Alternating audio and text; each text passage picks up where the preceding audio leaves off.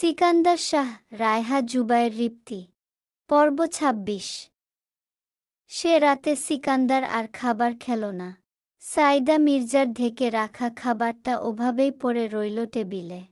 মুনতাহাকে নিয়ে রুমে ঢোকার আগে অবশ্য সিকান্দার রেনুকে ডেকে বলেছিল খাবারগুলো যেন বাহিরের কোনো কুকুর বিড়ালকে দিয়ে দেয়া হয়, তা না হলে খাবারগুলো নষ্ট হবে। রেনু পরবর্তীতে কি করেছে তা সিকান্দারের জানা নেই, জানার আগ্রহও নেই। সে রুমে এসে আগে কিছুটা সময় নিয়ে ঠান্ডা পানি দিয়ে গোসল করল। গোসল শেষে বের হয়ে মুনতাহাকে এখনো ঠাই আগের ন্যায় দাঁড়িয়ে থাকতে দেখল, যেমনটা দেখে সে গোসলে ঢুকেছিল। ভেজা টাওয়ালটা বেলকনিতে মেলে দিয়ে বিছানায় পা তুলে বসল। মুনতাহা কাচুমাচু হয়ে বলল, আপনি খাবারটা খেলেন না কেন? সিকান্দার হাত বাড়িয়ে ইশারায় মুনতাহাকে লাইট নিভিয়ে কাছে আসতে বলল। মুনতাহা বাধ্য মেয়ের মতো তাই করল। লাইট নিভিয়ে কাছে আসতেই সিকান্দার বলল, খিদে নেই, ঘুমিয়ে পড়ুন। মুনতাহা সিকান্দারের পাশে এসে শুয়ে পড়ল। সিকান্দারও বালিশে মাথা ঠেকাল। রুম জুড়ে কিছুক্ষণ তাদের কেবল শ্বাস প্রশ্বাসের শব্দ ছোটাছুটি করল। তারপর আচমকা সিকান্দার বলে উঠল, মনে একটা গল্প বলি। মুনতাহা এক পাশ হয়ে শুল সিকান্দারের দিকে ফিরে ছোট্ট করে বলল, হু। সিকান্দার মাথার চুলগুলোয় বা হাত চালিয়ে তারপর ধীর স্বরে বলতে লাগল, অনেক বছর আগে এক গ্রামে একজন মালী ছিল। তার একটা ছোট্ট বাগান ছিল। সেখানে অসংখ্য গাছ ছিল। বাগানের গাছগুলোকে সে নিজের প্রাণের চেয়েও বেশি ভালোবাসত। সারাদিন ক্ষেতখামারে কাজ করে প্রতি সন্ধ্যায় এসে গাছগুলোর যত্ন নিত, পানি দিত, আগাছা পরিষ্কার করত। একদিন একটা গাছের গোড়ায় ছোট্ট একটা পোকা দেখতে পাওয়া গেল। মালির নজরে আসেনি সেটা, কারণ সে এতটাই ব্যস্ত থাকে দিনে যে সন্ধ্যার সেই আধো আধো আলোয় সেই একটি পোকা আর নজরে আসলো না। কিন্তু গাছ সেটা দেখেছিল, বুঝতে পেরেছিল। সে ভাবল, সামান্য একটাই তো পোকা, এত ছোট্ট একটা ব্যাপার নিয়ে আমার মালিককে বিরক্ত করার দরকার নেই। সে তো সারাদিন পরিশ্রম করে, আমি নিজেই সামলে নেব। তাই গাছটা কিছু বলল না। কয়েকদিন পর পোকার সংখ্যা বাড়ল। গাছটা তখনও চুপ করে রইল, কারণ সে এখনো ভাবছে সে সামলে নিবে সবটা। মাসখানেক পরে একদিন দিনের বেলায় মালী আসলো। সেদিন মূলত সে ফ্রি ছিল, কারণ বছরের দিন শেষ। বর্ষাকাল, কাজকর্ম নেই বললেই চলে। বাগানে এসে প্রতিটি গাছ দিনের আলোয় পর্যবেক্ষণ করে দেখে সেই গাছটার অর্ধেক ডাল শুকিয়ে গেছে। সে খুব কষ্ট পেল। এত যত্ন নিল গাছগুলোর, তারপরও এভাবে শুকিয়ে গেল। গাছের দিকে তাকিয়ে বলল, তুমি আগে জানাওনি কেন? গাছটা বলল, আমি তোমাকে কষ্ট দিতে চাইনি। সারাদিন তুমিও হাড় ভাঙা খাটুনি খেটে আসো। আমিও যদি তোমাকে আমার সমস্যার কথা বলি তাহলে তুমি কয়দিক সামাল দিতে? কষ্ট হয়ে যেত তোমার জন্য, তাই বলিনি।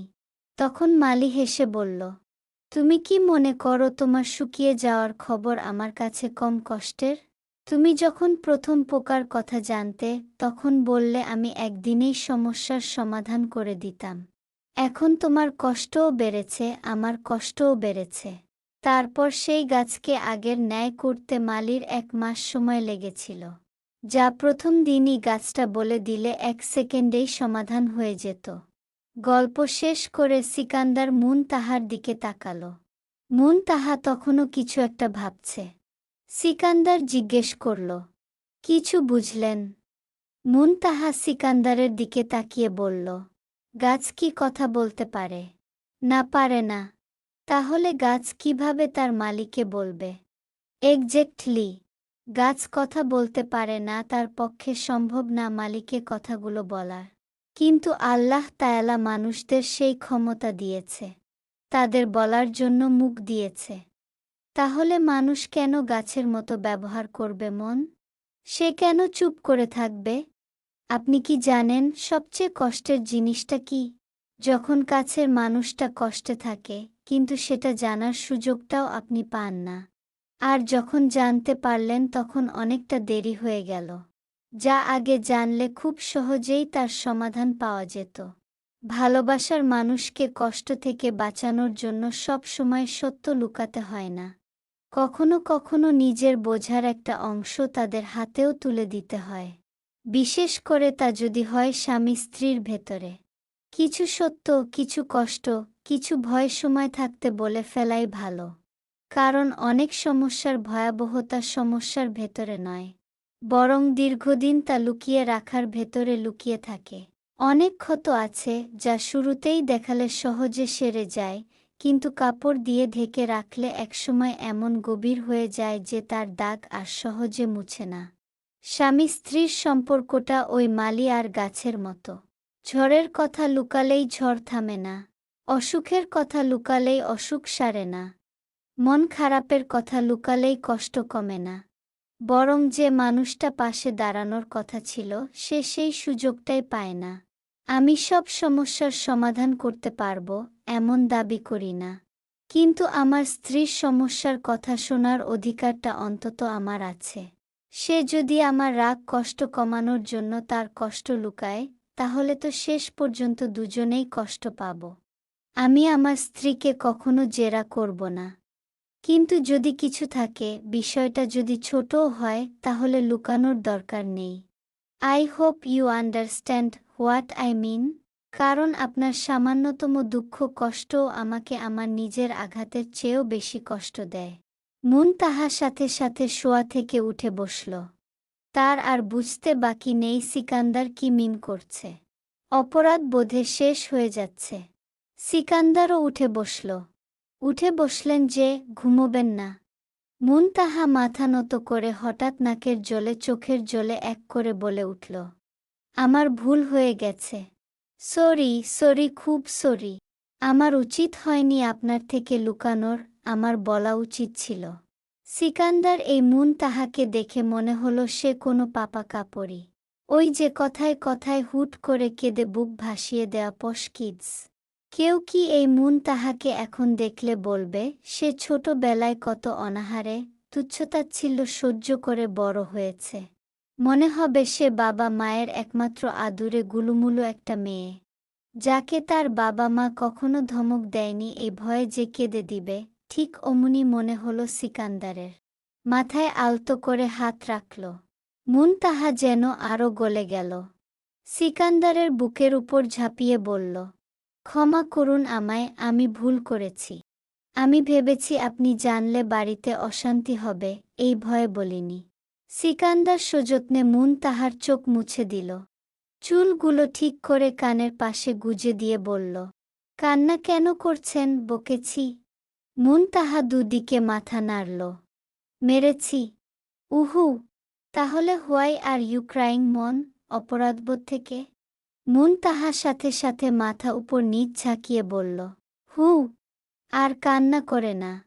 আমি বুঝতে পেরেছিলাম আপনি কিছু লুকাচ্ছেন আমার থেকে। এখন আপনি কি মুখ ফুটে বলবেন, নাকি আমি নিজ থেকে জেনে নিব সবটা?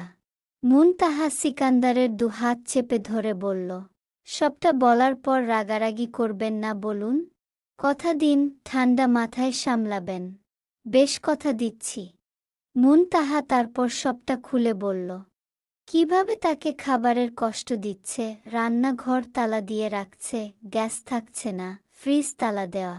সবটা বলা শেষে সে সিকান্দারের মুখের দিকে তাকালো। মুখের ভাব ভঙ্গির বিন্দুমাত্র পরিবর্তন লক্ষ্য করা গেল না। বোঝা গেল না কথাগুলো শুনে তার রিয়াকশন। সিকান্দার চুপচাপ মুন তাহাকে বুকের সাথে জড়িয়ে ধরে শুয়ে বলল, ঘুমান মন। মুন তাহার চোখে তৎক্ষণাৎ ঘুম ধরা দিল না। সিকান্দারের শীতল কণ্ঠ কেমন যেন শোনাল। পরের দিন সকালে সিকান্দার খাবার খাওয়ার জন্য মুন তাহাকে নিয়ে নিচে আসে।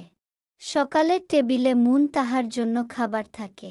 সিকান্দার তাকে নিয়ে চেয়ার টেনে বসল। মনোয়ারা মির্জা নেই, উনার ইদানিং শরীর বেশ খারাপ যাচ্ছে। খাবার বেশিরভাগ সময় রুমেই দিয়ে আসতে হয়। সাইদা মির্জা রেনুকে দিয়ে তার খাবারটা রুমে পাঠিয়ে চেয়ার টেনে বসতেই সিকান্দার খাবার মুখে দিতে দিতে বলল, মির্জা বাড়ির দিনকাল কি এতই খারাপ হওয়া শুরু করল নাকি যে এত বড় বিশাল এক বাড়িতে দিনের বেলায় রান্নাঘরে তালা দিতে হয়, গ্যাসের লাইন বন্ধ করে দিতে হয়, ফ্রিজ তালা দিতে হয়? কোনো সমস্যা থেকে থাকলে বলুন আমাকে। মাস শেষে একটা বড় অঙ্কের খরচ তো আমিও দেই এই বাড়িতে, জানার অধিকার আছে। সাইদা মির্জার যেন গলায় আটকে গেল খাবার। সেলিম মির্জা ঠিক বুঝলেন না। তিনি সারাদিন রুমের ভেতরে থাকেন। নিচে কি হয় তা সাইদা মির্জা না বললে জানার কথা না। কী সব বলছো তুমি? রান্নাঘরে তালা দেওয়া থাকবে কেন? সিকান্দার পানির গ্লাসটা সাইদা মির্জার দিকে এগিয়ে দিয়ে বলল, পানি খেয়ে বলুন এমনটা কেন করছেন? সাইদা মির্জা পানিটা খেলেন।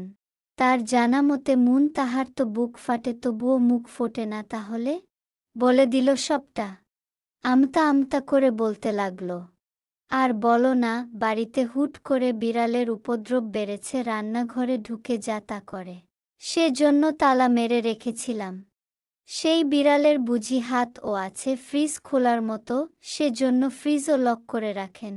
সাইদা মির্জা আবার একটা নড়বড়ে যুক্তি দাঁড় করাতে চাইল, কিন্তু সিকান্দার থামিয়ে দিল। খাবার খাওয়া শেষ। উঠে দাঁড়িয়ে বলল, ফারদার এই ঘটনা দ্বিতীয়বার যেন না ঘটে। ঘটলে ভালো কিছু যে বয়ে আনবে না তা জানিয়ে রাখলাম, আসছি। সিকান্দার চলে গেল। তাহাকে আসতে বলে।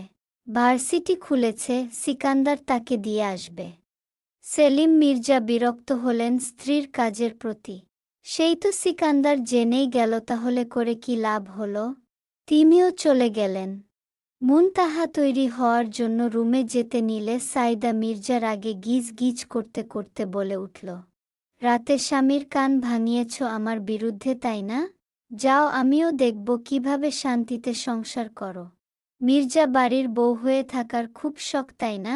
শখ এবার পূরণ করাবো। তাহা চলতি পথে শুধু শুনে গেল। রুমে এসে রেডি হয়ে ব্যাগ কাঁধে নিয়ে বেরিয়ে গেল। সিকান্দার তাহাকে ভার্সিটিতে নামিয়ে দিয়ে চলে গেছে। আজ ইলার সাথে দেখা হলো। অনেকগুলো দিন বাদেই দেখা। পেট পাতলা ইলা কথার ছলে বলে দিল, আজ 1 সপ্তাহ হলো নাদিম তার থেকে 1000 টাকা নিয়েছে, ধার দেওয়ার নাম নেই। তাহার জানা মতে নাদিম এমন ছেলে না। ধার নিলেও সেটা সময়ের আগেই দিয়ে দেওয়ার চেষ্টা করে। একবার ময়না বেগমের থেকে টাকা নিয়েছিলেন, 1 সপ্তাহ পর বেতন পেলে দিবে বলে তার 2 দিন পরই দিয়ে দিয়েছিল। তাহা নিজের ব্যাগ থেকে টাকা বের করে দিতে চাইল, ইলা নিবে না তাহার টাকা। সে নাদিমের থেকেই নিবে। রোজ যেভাবে জ্বালায়, আজ দেখা হলে আজও জ্বালাবে।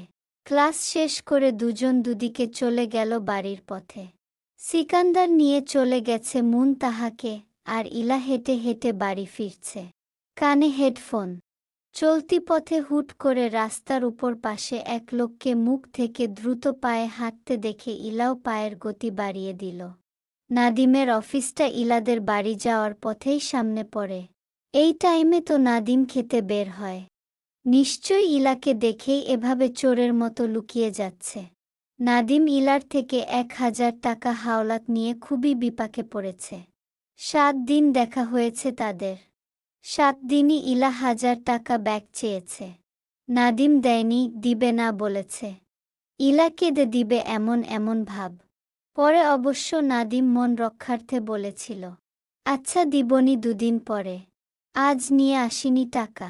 নাদিমের আসলে দেওয়ার ইচ্ছে নেই টাকাটা। কেন দিবে? এটা নাদিমের সেদিন ইলার প্রাণ বাঁচানো আর বাইকের তেল ফুরানোর বকশিশ। যেচে দেয়নি, নাদিম না হয় ধারের নাম করে নিয়েছে চেয়ে। ফেরত দেওয়াটা শোভা পায় না। কিন্তু ইলা নামের বদমেয়েটা তাকে হজম করতে মোটেই দিচ্ছে না এই 1000 টাকাটা। রাস্তাঘাটে দেখা হলেই নাদিমকে শুনিয়ে শুনিয়ে উচ্চস্বরে গান গেয়ে ওঠে। টাকা হাওলাত নেওয়ার সময় পায়ে ধরে, আবার টাকা চাইলে ঝাড়ি মারে। কিছু মানুষ আছে শুধু নিতেই জানে, দেওয়ার সময় তাদের ফাটে। কি আশ্চর্য, নাদিম কবে তার পায়ে ধরল? ডাহা মিথ্যা অপবাদ এটা। ইলার গানের জন্য রাস্তাঘাটে মানুষজন চেয়ে থাকে নাদিমের দিকে। নাদিম শরম পায়। আজও দেখা বেয়াদবটার সাথে। সেজন্য মুখ ঢেকে তাড়াতাড়ি করে পা চালিয়ে হাঁটা ধরে, কিন্তু এতেও রক্ষা নেই। ইলা ঢিলা বেহায়া ছোটলোক নাদিমকে দেখেই ফেলেছে। পেছন পেছন আসছে, সেই গান গাওয়া মোটেও থামায়নি। নাদিম আর আজকে এই জ্বালা সইতে না পেরে বলল, ছোটলোকের মতো এমন বিহেভিয়ার কেন করছেন মিস থিলা? সমস্যা কি?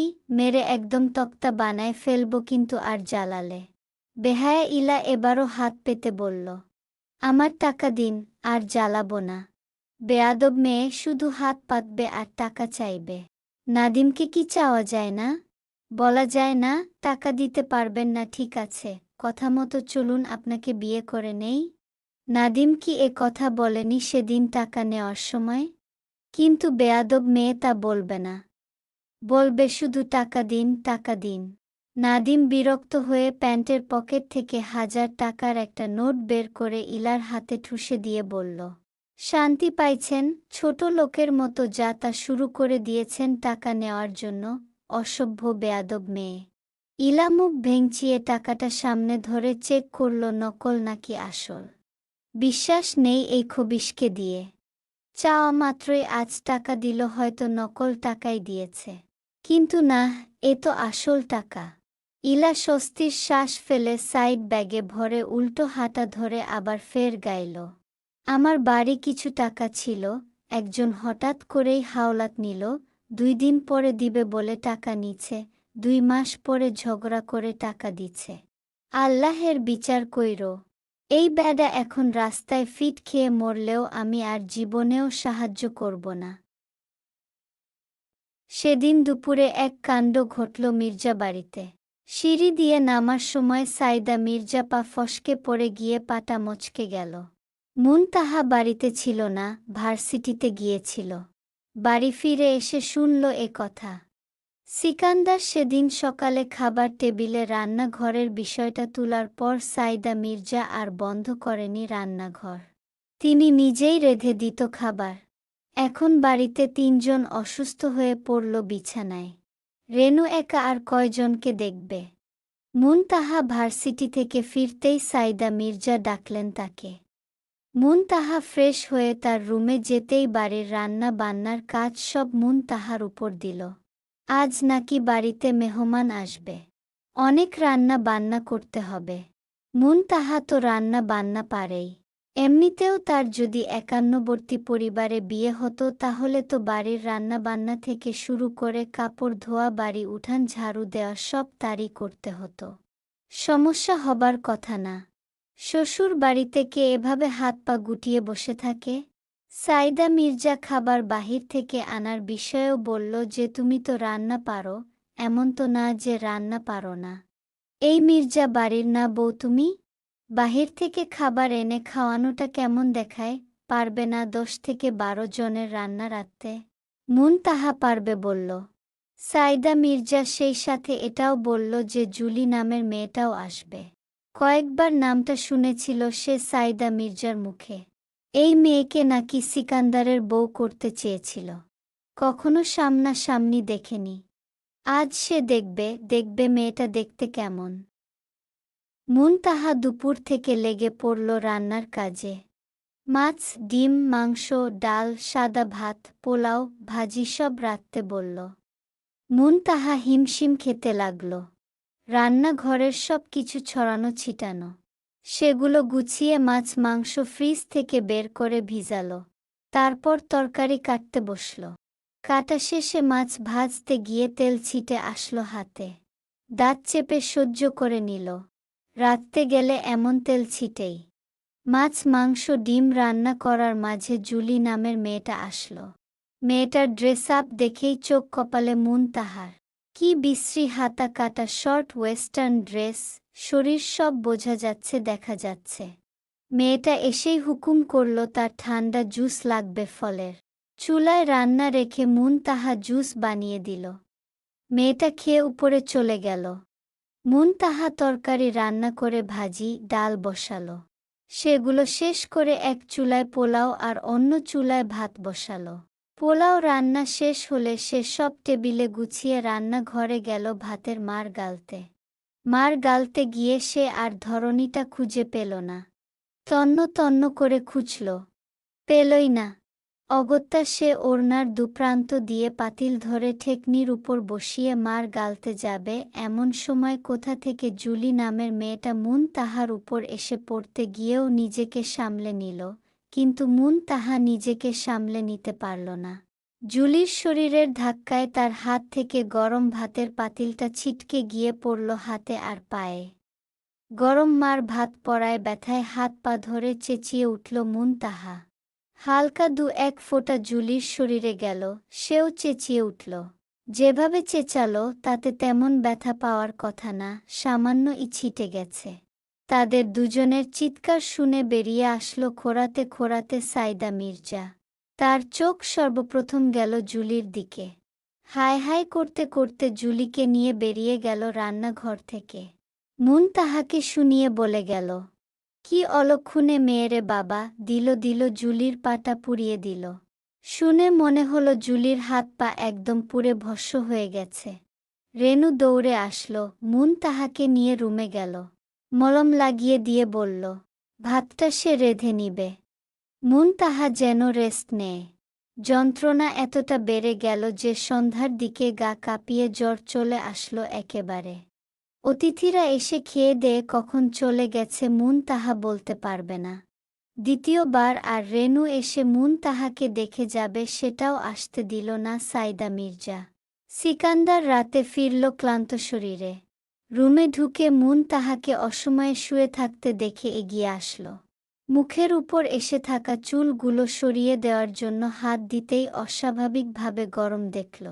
ভালোমতো কপালে হাত দিয়ে দেখল জ্বরে গা পুড়ে যাচ্ছে। ঘাড় ঘুরাতে গিয়ে চাদরের বাহিরে থাকা পুড়ে যাওয়া হাতটা নজরে আসতেই শরীর জমে গেল। হাত বাড়িয়ে হাতটা ধরতে দেখতে পেল যেন সদ্য ফোসকা পড়া জ্বলন্ত ঘা। জ্বরের ঘোরে ফুপিয়ে উঠছে বারবার। কয়েকবার সিকান্দারের নাম ধরে ডাকল, কিন্তু তাহার সাড়া আসলো না। মেয়েটা যে গানে নেই তা বোঝার বাকি নেই। সে কাঁধের ব্যাগটা ফ্লোরে ফেলে রেখেই রুম থেকে ব্যস্ত পায়ে গলার টাই খুলতে খুলতে বেরিয়ে গেল। রেনুকে ডাকল। রেনু আসতেই তাকে তাহার বিষয়ে জিজ্ঞেস করতেই রেনু তোতা পাখির মতো গল গল করে সব বলে দিল। কিভাবে সাইদা মির্জা পা মচকানোর নাটক করল, কিভাবে এত এত মানুষের রান্নার দায়িত্ব দিল, কিভাবে ইচ্ছে করে জুলিকে রান্নাঘরে পাঠিয়ে তাহার শরীরে গরম মার আর ভাত ফেলালো। রেনুকে আসতে দিল না তাহার রুমে। সন্ধ্যা থেকে তাহার শরীর জ্বরে পুড়ে যাচ্ছে, ডক্টর ডাকতে দিল না। সিকান্দারকে ফোন দিতে চাইল রেনু, সেটাও দিতে দিল না। সব শুনে সিকান্দারের পায়ের রক্ত মাথায় উঠে গেল। সমস্ত রাগ শরীরে এসে হানা দিল। এত অপছন্দ তাদের তাহাকে, এত ঘৃণা, এত রাগ। ধৈর্যের বাঁধ এবার পুরোপুরি ভেঙে গেছে সিকান্দারের। কেন এভাবে তারা বারবার তাহাকে কষ্ট দেওয়ার চেষ্টা করছে, কেন? রাগে গিজগিজ করতে করতে সে বসার ঘরে গিয়ে ডাকতে লাগল সেলিম মির্জা আর সাইদা মির্জাকে।